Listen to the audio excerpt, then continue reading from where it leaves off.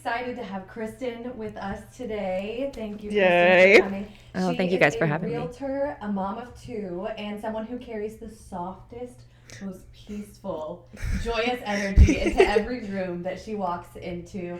And today we're going to talk about real estate and what it looks like to build a business while life is still happening. So welcome. Yes. Welcome, Kristin. You. I'm so happy to be here.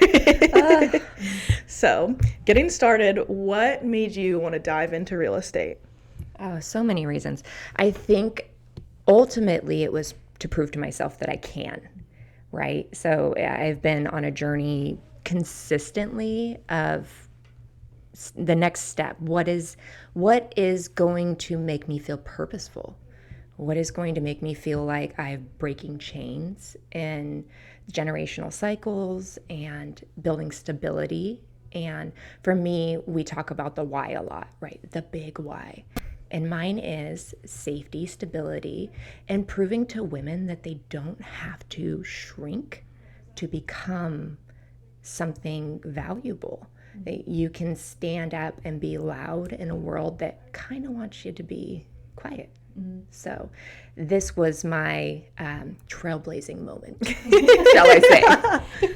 Perfect. Being in the game and stuff, how do you use that to like build your business? And like, this is so new for you, so how do you like leverage that for yourself, talking with clients? And like, do you get vulnerable with them? How do you approach that when like, Oh yeah, have you met me? I'm like, are you like wide open book? Like, let's lean into that. Yeah. This is going to be my favorite subject. Because I feel that being genuine is the most important thing to build 100%. Trust with people who are making the biggest purchase of their life.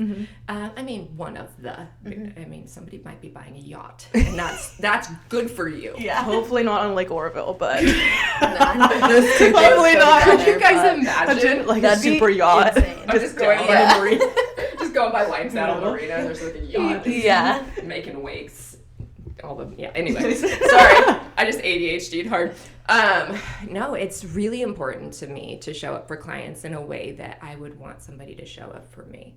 And ultimately just saying, I've got you. Yeah. And a big part of our job is managing people's emotions through the temperament of searching for a house, getting pre-qualified for a house, getting an escrow, and that is a whole roller coaster of its own, and you don't know what's going to happen when you get into it. You just prepare them that these are the things that could happen. Yep. And there are a lot of psychological aspects to working with clients because they come from all different backgrounds.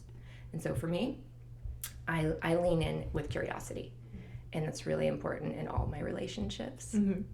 But being curious about the why for my clients, just like you guys are curious about the why for me. Yeah. Why are you here? What do you need? How can I serve you better?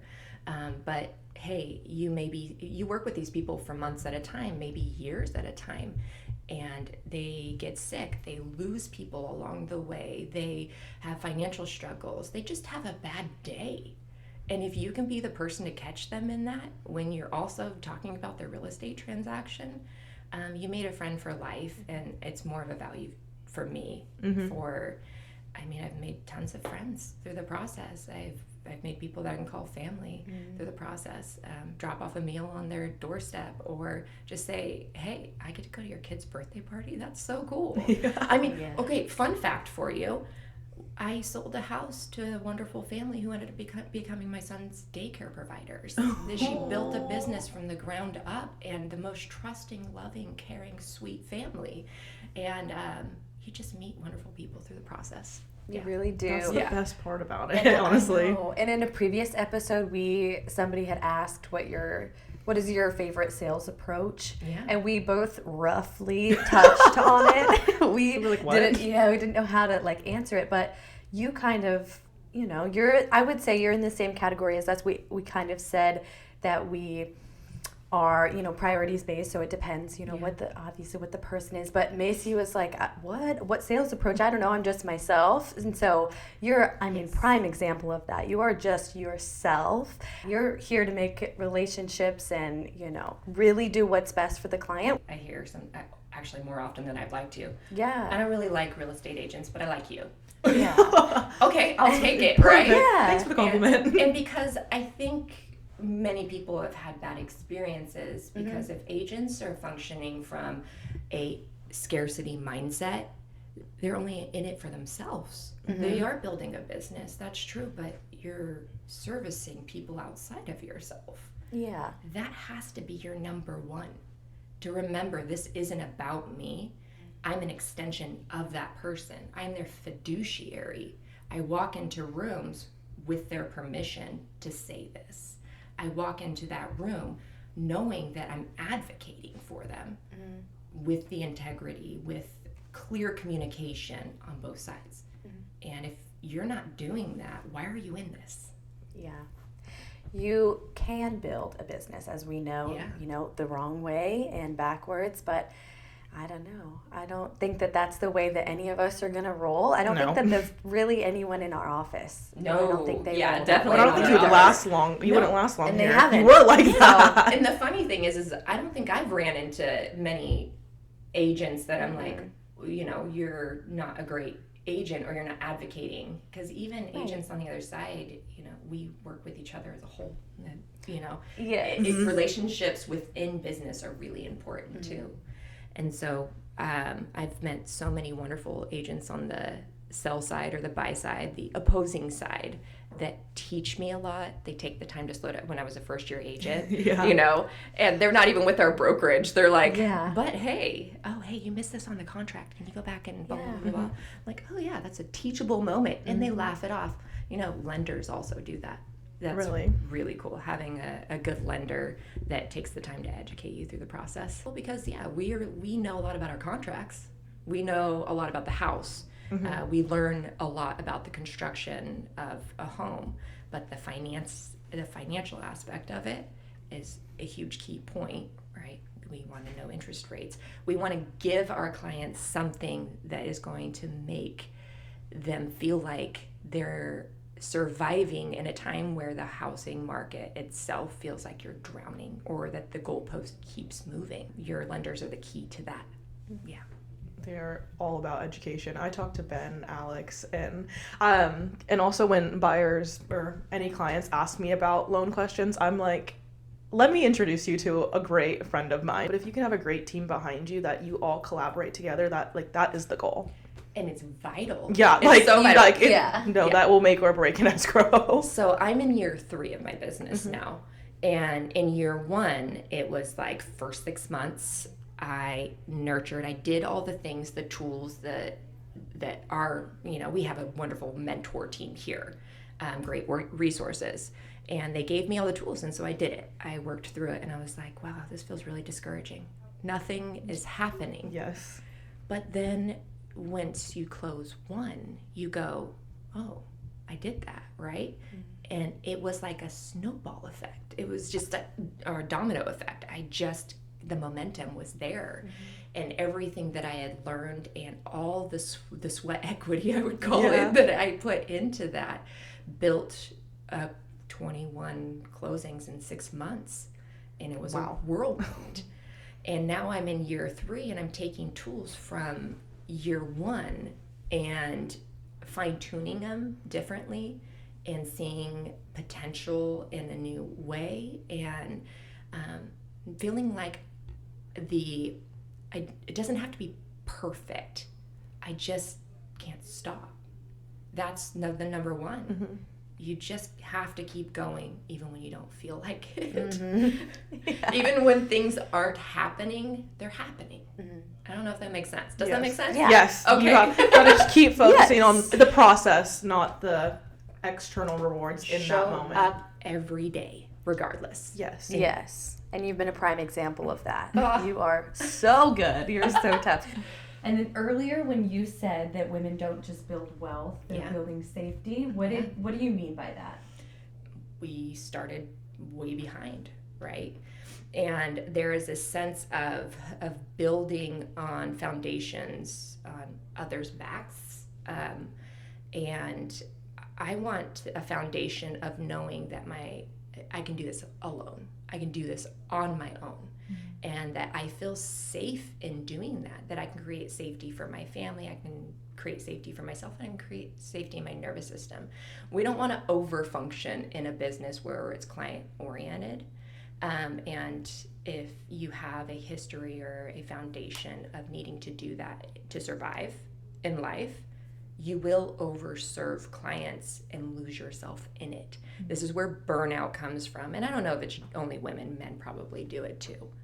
But that's kind of where I function from, is I want to find safety within my nervous system so that when my phone goes off, my client's having a tough time with something as far as the escrow, that it's not the end of the world to me, and I don't have to drop everything to fix it, but I'm here to show up and help, and my nervous system feels safe to do that. But I think that's more of an individual thing. It's important to me because that's part of my why from where I came from in the psychology of me. So getting back into before real estate and being at KW, what was going on before then? Oh, I did all the things. So I attribute a lot of my success in real estate to the little life skills or the big life skills I learned in all the different trades. And I'm going to lead into this with this. If anybody out there is thinking, well, I've done this job and then I've done this job and this job, instead of staying the course on one, I failed because of that. That used to be my mindset of, oh, I pivoted jobs. I didn't just stick to, I want to be a doctor and just do that, right? Oh, that's shooting high for me. ADHD. I'm extremely creative-minded. And so basically, I've been in education. I have been in entertainment. I have been project management, media and advertising. I had a somatic healing business mixed in with massage therapy for many years. So cool. And I lead with purpose, and so I think that kind of was my internal, like, where is my north? My north is what feels like this life is worth living. Because something that a lot of people in this office probably don't know about me is I had to overcome an extreme amount of depression and juvenile depression, so from a young age, and anxiety and a lack of self-worth and like this sense of value. And so when I went on this healing journey to become the best version of myself, I found that we go to work for a majority of our life. I need to love what I'm doing. Mm-hmm. And the world really isn't built for that. School systems don't build you for that. They're like, here's all the things you need to know. They spit you out and go find something that's going to allow you to pay the bills. Mm-hmm. And that's important, absolutely. Yeah. But where's your heart? Are you burnt out? Are you feeling anything? You know, that's important. So working with children was really important. To me, that always filled my cup. I have a daughter and a son. Mm-hmm. 4-year-old Jazz just makes me laugh all the time. Aww, and my sweet teenage daughter, she always keeps me humble. I tell you what. Her quick, I bet. Yeah, I know her quick wit, and it's just so fun to watch my kids grow in a way. And so I really want to be an example for them. And you can do hard things, and it's okay to pivot when you need to, because it's more important in this life to love something that you're doing than feel extremely like committed to it on a long-term basis and say, oh, I was there for 35 years and I had a retirement. And that's fantastic. But there's no ceiling in this job. Mm-mm. And that is what I love. You create the ceiling or you just break right through it. And that's almost 3 years in this business, and I can tell you that wholeheartedly. Like, yeah. Dang, I have looked at myself in the mirror and been like, girl, like, I am so proud of you. You did things that you didn't even believe or know that were possible to be done. And the media and advertising business prepared me for the marketing aspect of real estate. Working in special needs and education in general taught me the patience and the knowledge that I needed to be an educator. In this business, we educate. And it's really important to bring value in what you're educating people on. You need to do constant research. You need to be constantly going through updated trainings. And Keller Williams is really good at that for any new agent that is going to come into the business. The tools, the training, everything is vital. It feels like you have a sense of community that's like, I feel a little insecure about this. Oh, it's okay. Here, like I'll sit down with you. Yeah. I'll teach you. And so all of those aspects of the things that I've done in my life, and all the jobs that I switched through, they taught me to be successful in this one. And I feel like I landed exactly where I was supposed to be. So from doing all these amazing things that you were doing, did you feel like you were ready to make this next step and move into real estate? Well, guys, I came out of the womb in survival mode. So There you go. This is not necessarily about readiness, right? it's not about being ready. Right. It's about, like I said before, keep moving forward even when you don't feel like it's perfect. Mm-hmm. Don't stop. You do not have to be ready. You just have to keep going. I think being ready, feeling that 100% is not real in a lot of points in life. Yeah. And you know what? I'm going to become the interviewer for a second, because I want to pivot that question back to you girls. Like, ladies, shall I say. Did you feel ready when you got into this? No. And yeah. Absolutely not. I was looking for a sales job once I graduated with my degree. I did find a sales job, but I was looking at like medical sales or like just like a title of something. And then my mom reminded me, like, you have your real estate license, like, and you don't want to work for anyone else, so you might as well just jump right into it. Like, Let's dive deeper than that. Before real estate, were there many aspects of your life where you tried something new and you had fear and you didn't feel ready? I would say just moving away. I moved away after high school to the Midwest, and I was there for 5 years. And I would say my freshman year of college, I was like, how is this going to go? I played sports all my life, so my friends were built in. I didn't have to make friends. Like, we were going to be with each other anyways. So when I moved away to college, I was like, how am I, like, I'm going to have a roommate. I don't even know her. Like, just like, I was like, oh, socially, how am I going to be? Because I wasn't always, like, sociable. I was a shy kid. Yeah. So that was really scary for me, but I knew I had to do it. Yeah. In my old job, I had a corporate role, but before that I wasn't. I was working like store level in a pharmacy, and so stepping into that role was definitely like super exciting for me, but I didn't feel ready. I was stepping into like a training role, and I was still super new myself, so it was so exciting though. Moving up and moving around and having different jobs every day was like very exciting for me, and I've always known since I was a kid I did not want to work for other people my entire life. Yeah. So that's another, big reason why I wanted to do real estate. So it's more like excitement carries me into the next chapter instead of being like, okay, I'm ready. I love change and I love being spontaneous and doing new things. It doesn't also equate to being easy and fun all the time, but to me that's a trade I would take. It's so worth it to me. And if you're always in a space in your life where you're being teachable, right? Mm-hmm. Like, you're going to succeed because and Alicia Simpkins says this well, and I hear her say it a lot, but I take it in because it's so true.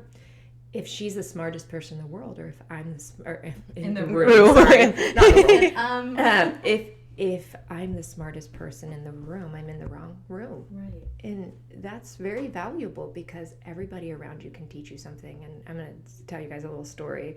A couple nights ago, my daughter came and she just started this class out at Butte College. And she's in high school, and so she's doing kind of a college connection thing, and she's doing an automotive class because you guys know my daughter's a race car driver. She's so cool. She's a trailblazer. It's funny because she was an extreme introvert, and this has brought her out of that, right? So saying I can do hard things brings you into new seasons of your life where you build confidence, etc. So you're not always ready, but you go into it. And so this is an auto mechanics class, and I get a text from her, and she's saying, I'm the only girl in the class. I'm shaking. And she's probably gonna be like, Mom, why'd you share that? But because it's a teachable moment to say, I can still feel uncomfortable in growth and still do hard things. That discomfort is what it feels like to grow into something new. I was going to say. Yeah, and so by the time she got home, she crawled into bed with me and we were laughing. She was telling me stories about the whole process, but you could hear her say, like, I knew this part and I knew this part, but I don't know these things. And it makes me nervous because of reasons X, Y, Z. And she's basically going through and self-identifying that these are areas that I still need to be open to learning in. And that is a blanket statement for life. You have to be open to seeing the areas that you need to grow in and not say, I already know everything.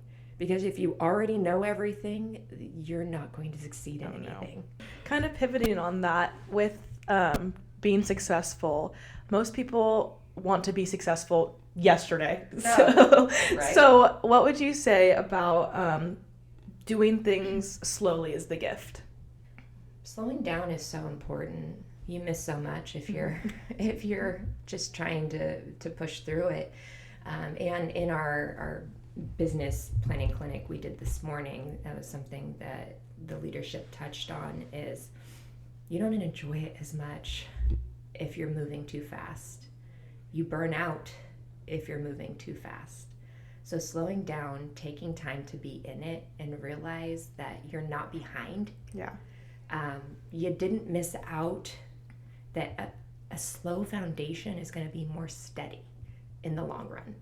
Do you want your house built out of straw or do you want it built out of brick, right? And that's going to take time. Mm-hmm. And so it's so important to know that about yourself and know that about the environments around you, that it's okay to not worry or care about what somebody else is doing and say, I got to catch up to you. This is my life. And I'm just going to navigate it at the temperature I need to. And I've always been kind of an introvert, self-proclaimed introvert because of capacity. I am actually extroverted. I love people, but we only have so much capacity. And so this might be relatable to a lot of people out there, and maybe even you guys. You guys are young and spry though. So Spring chickens. I feel the same way. This job has definitely forced me to be an extrovert in a lot of areas and times when I did not want to be, but it's always had a good positive outcome for me. And it's just like growth. And just like you said, you really can't grow unless you step out of your comfort zone and you grow in discomfort. Yeah. So, and you touched on, what would you say to someone feeling like they're always behind in this business, not in this business, just in life? What is your best advice? Somebody who is feeling like they are never really reaching the goalpost, I would say really reflect on how big you're making your goals. Because maybe that goal of 100% might take just one small step. That 1% is going to build the rest of it and make you feel like you're actually moving forward. And then we go back to my first 6 months of really hard work and feeling like I wasn't getting anywhere. And then I barely shifted that mindset of, I'm still showing up every day. I'm still doing it. And I got rewarded for that. I do want to trail into something that I think is really important, and is programming. And it's the words that we choose to use every day of our lives. That is what makes or breaks you. Because just like if you're not feeling well and you start to say, well, I'm sick. Well, yeah, you're telling yourself you're sick. So of course your brain's going to believe you. Yeah. That's important to understand.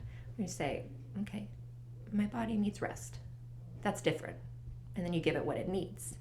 So paying attention to you is so much more valuable. And just remembering you're not behind. You're building a slow foundation.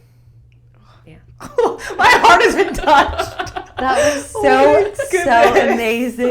You guys are so funny. You're so sweet, and you're the best. Thank you so much for having me. I appreciate coming it. On our podcast and giving us the best advice anyone has ever given. And you know what? And just for anybody out there that is having a hard time, like we said, building slow foundations, but also just building in every season of their life. I'm going to tell you, my system is I wake up, I turn on music, I have a dance party. I shake off whatever that morning brought me. And dance parties are vital, guys. They're like so important.